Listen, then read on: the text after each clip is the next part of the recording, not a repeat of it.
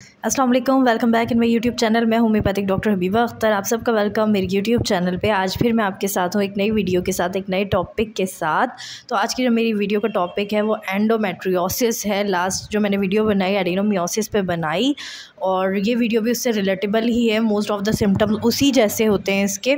तो होपफुली ये वीडियो भी आपको मेरी प्रीवियस वीडियो की तरह अच्छी ज़रूर लगेगी। तो आपने वीडियो पूरी देखनी है, बिल्कुल भी स्किप नहीं करना है। इंशाल्लाह वीडियो आपके लिए बहुत ज़्यादा मालूमाती होने वाली है। और आज की वीडियो के बाद आप इजीली एडिनोमियोसिस और एंडोमेट्रियोसिस को डिफरेंशिएट कर सकते हैं। तो चलें स्टार्ट करते हैं video. Doctor Habiba Akhtar DHMS RHMP ख़वातीन के मखसूस और पोशीदा अमराज का इलाज, जल्दी अमराज, चेहरे के दाग धब्बे, सीने के अमराज, लिकोरिया, बच्चों में भूख का न लगना, बवासीर, इन तमाम अमराज का कामयाब इलाज के लिए हमारे क्लिनिक विजिट करें। डॉक्टर हबीबा अख्तर, रोजाना दोपहर 2 बजे से शाम 5 बजे तक। Time homeo Unani store and clinic. Address matric board office, Jinnah university gate के बराबर। एंडोमेट्रियोसिस एक ऐसी कंडीशन है जो कि बहुत ज़्यादा तकलीफ़दा कंडीशन हो सकती है, और बाज़ औक़ात ये बिल्कुल भी पेनफुल नहीं होती। यानी दोनों कंडीशन हो सकती है, बहुत ज़्यादा तकलीफ़दा भी हो सकती है और बिल्कुल भी आपको तकलीफ़ नहीं दे सकती, यानी साइलेंट मोड पर हो सकती है। ये जो कंडीशन है ये आपकी ओवरीज़ और फैलोपियन ट्यूब को मोस्टली इफ़ेक्ट करती हैं। यूट्रस की आउटर लाइनिंग, इसमें जो एंडोमेट्रियम सेल्स होते हैं वो यूट्रस की आउटर लाइनिंग है, आउटर साइड पे ओवरीज पर फैलोपियन ट्यूब पे जाके इफेक्ट करते हैं आउटर साइड पे ही, और वहाँ पे ग्रो करना शुरू कर देते हैं। अगर ये ग्रोथ कम हो तब भी आपको बहुत सीवियर पेन हो सकता है, और अगर ये ग्रोथ बहुत ज़्यादा हो इन सेल्स की तो हो सकता है बाज़ औक़ात आपको बिल्कुल भी पेन शो न करे, जैसे कि मैंने आपको कहा साइलेंट मोड पे। यानी इस डिजीज़ के सिम्टम्स की सीवियरिटी का अंदाज़ा आप इसकी ग्रोथ से नहीं लगा सकते कि कम है या ज़्यादा है। एडिनोमियोसिस की तरह ये जो एंडोमेट्रियोसिस है ये मेनोपॉज़ल एज में नहीं होता, या किसी ट्रामा या किसी यूट्रस की इंजरी या ऑपरेशन के बाद नहीं होता, बल्कि ये जब फीमेल को फर्स्ट पीरियड्स आते हैं ये तब से मेनोपॉज़ल एज तक आपको ये कंडीशन हो सकती है और रह सकती है। यानी फर्स्ट पीरियड से अगर ये इस कंडीशन ने आपको इफ़ेक्ट किया, एंडोमेट्रियोसिस वाली कंडीशन हुई है, तो वो मेनोपॉज़ल तक आपके साथ रह सकती है। क्योंकि ये कंडीशन जो है ये जैसे कि मैंने कहा साइलेंट मोड पे भी रहती है, तो बाज़ औक़ात ये बिल्कुल साइलेंट मोड पर होती है, और बाज़ औक़ात तो तब पता चलता है जब आप बिल्कुल कंसीव ही नहीं कर पा रहे होते, क्योंकि ये जो कंडीशन है ये कंसीव करने में बहुत ज़्यादा दिक्कत पैदा करती है।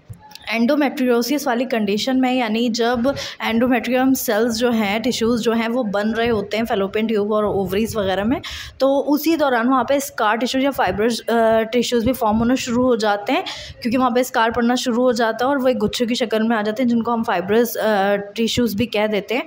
उस कंडीशन को हम एडिजेंस कहते हैं, यानी एडिजेंस वाली भी कंडीशन हमें सर्वाइव करनी पड़ सकती है अगर आपको एंडोमेट्रियोसिस है।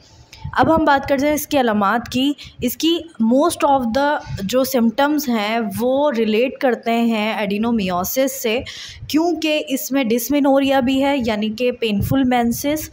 पेन जो है आपको मेंसेस से पहले और मेंसेस के दौरान भी रह सकता है। मेनोरेजिया भी है, यानी बहुत ज़्यादा ब्लीडिंग होती है, और वो क्लॉटेड भी हो सकती है और नॉर्मल ब्लीडिंग भी हो सकती है, यानी कि अब नॉर्मल दोनों तरीके की ब्लीडिंग होगी, लेकिन प्रोफ्यूज होगी, यानी क्वांटिटी में बहुत ज़्यादा होगी। इसके अलावा ब्लॉटेड फीलिंग, लोअर एब्डोमेन में पेल्विक रीजन में ब्लॉटेड फीलिंग होगी, nausea, diarrhoea, and at the last infertility.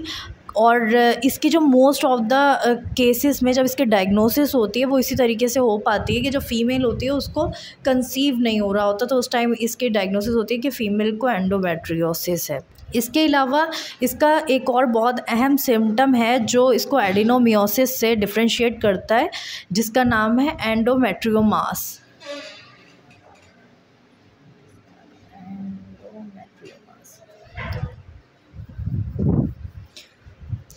इसके अलावा इसका एक और बहुत अहम सिम्टम है जो कि इसको एडिनोमियोसिस से डिफरेंशिएट करता है, जिसका नाम है एंडोमेट्रियोमास। जब ये फैलोपियन ट्यूब और ख़ासकर ओवरी में जब इस सेल्स की ग्रोथ हो रही होती है तो वो एक सिस्ट की शक्ल में हो जाती है, जैसे कि मैं यहाँ पिक्चर में शो कर दूँगी। और वो जो सिस्ट है उसको हम मेडिकल टर्म में कहते हैं एंडोमेट्रियोमास। तो ये इसका बहुत अहम सिम्टम है जो कि इसको एडिनोमियोसिस से डिफरेंशिएट करता है। इसमें हमें यूरिनरी ट्रैक के भी सिम्टम्स मिलते हैं, यूरिन बर्निंग के साथ आ सकता है, पेनफुल हो सकता है, क्योंकि इसके जो ग्रोथ है, इन सेल्स की जो ग्रोथ है वो और भी ऑर्गन्स पे हो सकती है और उनको इफ़ेक्ट, पेल्विक रीजन में जो ऑर्गन्स हैं उनको इफ़ेक्ट कर सकती है। जैसे कि मैंने प्रीवियस वीडियो में कहा था, जो इसकी मेडिकेशंस हैं वो मैं आपको एंडोमेट्रियोसिस वाली वीडियो में बताऊंगी, क्योंकि इसके सिम्टम्स एक जैसे हैं और होम्योपैथी जो है वो सिम्टम्स का इलाज करती है, मर्ज़ का इलाज नहीं करती, बल्कि जो अलामात पेशेंट बताता है उन अलामात का वो इलाज करते हैं। इस वीडियो में मेडिसिन बताने का मकसद ही यही था कि अगर मैं उस वीडियो में मेडिसिन बताऊंगी तो मोस्ट ऑफ़ द मेडिसिन इस वीडियो में भी रिपीट होंगी। तो सबसे पहली जो इसकी मेडिसिन है वो सबाइना है। अगर यंग गर्ल में ये मसला है ख़ास तौर पे, ज़रूरी नहीं है कि यंग गर्ल में अगर सिम्टम सबाइना के आ रहे हो तो आप ये मेडिकेशंस दे सकते हैं, लेकिन मोस्टली ये यंग गर्ल्स में काम करती है। अगर ब्राइट रेड ब्लीडिंग है और बहुत ज़्यादा ब्लीडिंग है, बहुत सीवियर पेन हो रहा है लोअर एब्डोमेन में और ख़ास तौर पे सेक्रम से पेन स्टार्ट होता है और प्यूबिस तक जाता है, तो उस वक्त तो ये बहुत अच्छा काम करती है। क्लॉटेड मेंसेस हो रहे हैं लेकिन ब्राइट रेड कलर के हैं, तो उस वक्त ये बहुत अच्छा काम करती है। सेकंड जो मेडिसिन है वो एडिनोमियोसिस में ज़्यादा अच्छा काम करती है, जिसका नाम है थैलास्पी।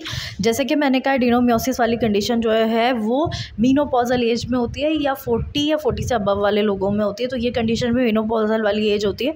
अगर इन फीमेल्स को बहुत ज़्यादा पीरियड्स रहते हैं, बहुत देर तक पीरियड्स रहते हैं और वो क्लॉटेड मेंसेस रहते हैं उनको, और यूट्राइन कॉलिक है यानी पेल्विक रीजन में बहुत शदीद मरोड़ टाइप का पेन होता है, तो उसमें ये बहुत अच्छा काम करती है मेडिसिन।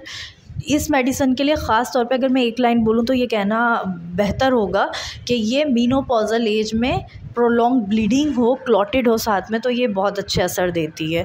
थर्ड जो मेडिसिन है उसका नाम है ऑस्टेलेगो। ये भी ब्लीडिंग, अगर बहुत हैवी ब्लीडिंग हो रही है उस वक्त ये बहुत अच्छा काम करती है। एंड यंग एज और ओल्ड एज जैसी भी है उसमें ये बहुत, दोनों एजेस में बहुत अच्छा काम करेगी, यानी मीनोपॉजल एज और यंग एज दोनों में ये बहुत अच्छा काम करेगी। लेकिन इसका जो ब्लड होगा वो डार्क रंग का होगा और बहुत ऑफेंसिव होगा, यानी बदबूदार ब्लीडिंग होगी इसमें पेशेंट को, और जो ब्लीडिंग है वो चलने फिरने से यानी हरकत करने से ब्लीडिंग बहुत तेज़ी से होगी। फोर्थ जो मेडिसिन है वो भी ब्लीडिंग के हवाले से ही है, क्योंकि मैं ब्लीडिंग के हवाले से इसलिए बता रही हूँ पहले मेडिसिन, क्योंकि ये जो दोनों कंडीशंस हैं, एंडोमेट्रियोसिस और एडिनोमियोसिस, इन दोनों में ही ब्लीडिंग बहुत ज़्यादा होती है और पेनफुल होती है। तो स्टार्टिंग में जो मेडिसिन हैं वो उसी हवाले से मैं आपके साथ डिस्कस कर रही हूँ। जो फोर्थ मेडिसिन है वो टेरेलियम है। जो ये मेडिसिन है बेसिकली, अगर जैसे एंडोमेट्रियोसिस वाली कंडीशन है उसमें आपको पीरियड्स से आप फारिग होंगे और 10-15 दिन के बाद आपको अगेन पीरियड्स हो जाएंगे, यानी ब्लीडिंग बिटवीन मेंस्ट्रुअल साइकिल, तो उसमें ये बहुत अच्छा काम करती है। क्लॉटेड ब्लीडिंग नहीं होगी, हेमरेजेस होंगे और बहुत ज़्यादा एक्सेसिव क्वांटिटी में होंगे, इतने ज़्यादा हैवी ब्लीडिंग होगी कि पेशेंट फेंट भी हो सकती है।